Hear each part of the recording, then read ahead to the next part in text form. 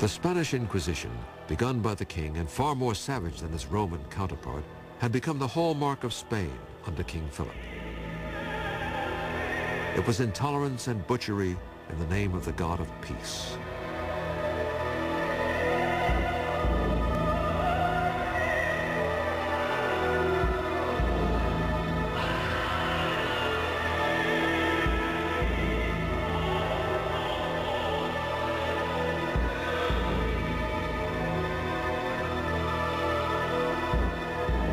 No instrument of torture was considered too cruel.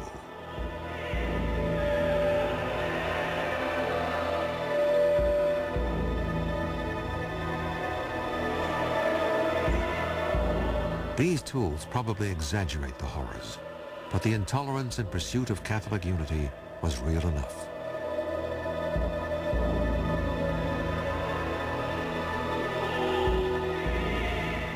It was a hellhole of torture. All it took to be sent to the Inquisition was someone accusing you.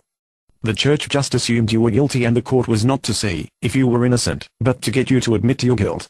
If you wouldn't admit you were wrong, you could be burned alive. This happened to a priest named John Huss.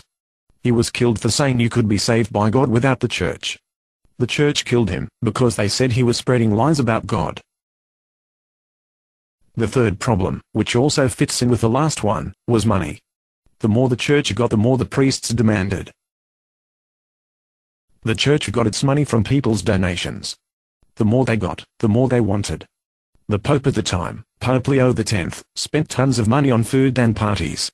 Eventually, the church started running out, and just taking donations wasn't enough to keep them going. They came up with some new ways to make money, like charging for things like baptisms. As part of the celebrations, Leo had a young boy painted gold from head to toe.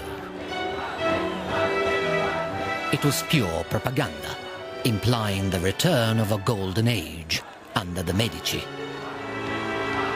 The boy died shortly afterwards, poisoned by the gold paint on his skin. His death went unnoticed, and the papal celebration went on for days. The Pope occupies God's position on earth. This is why popes are infallible. This is why popes are above any earthly ruler. This is why popes are supposed to approve and therefore legitimize any political authority. It's a very, very important spiritual position which is above any earthly power.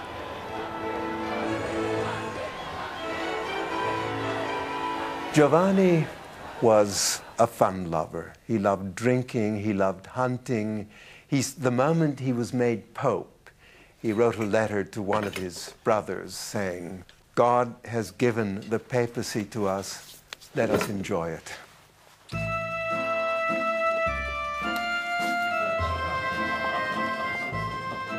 Pope Leo X hosted elaborate dinners night after night. One ambassador sent a breathless letter home. The meal was exquisite. There was an endless succession of dishes, for we had 65 courses.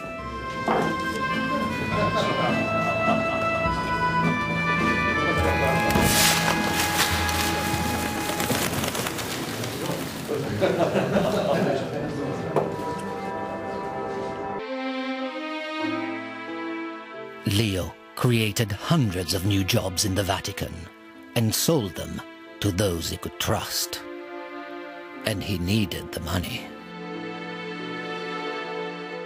Because within just 1 year of his extravagant lifestyle, he had emptied the papal coffers.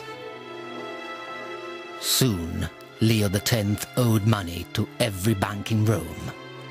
Behind the scenes, Giulio was pawning the papal jewels.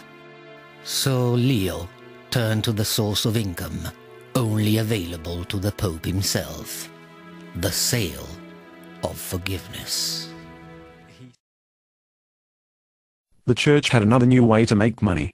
You see, if you were a priest you could earn good pay, and did not have to pay taxes. So, many people wanted to become priests. The church started letting people buy their way to becoming a priest, even if they were trained. This was called simony. Some of these newly hired priests, like this guy, knew nothing about the Bible, and didn't even live anywhere near their church. One of the teachings the church had added, was the idea of purgatory. They said that instead of going directly to heaven or hell, when you died you instead went to this sort of in-between place where you could work off your sins. They then began selling indulgences which would take off some of the time you had to work there. An indulgence was like buying someone else's good work. To many people it seemed like the church was making people buy tickets to get into heaven. Cause all they gave me was this ticket to heaven. But that ticket to heaven sits a lie in the bed that you made. Thank you for joining us. Be sure to come back for part 2 when we will look at the man known as the Reformer, Martin Luther.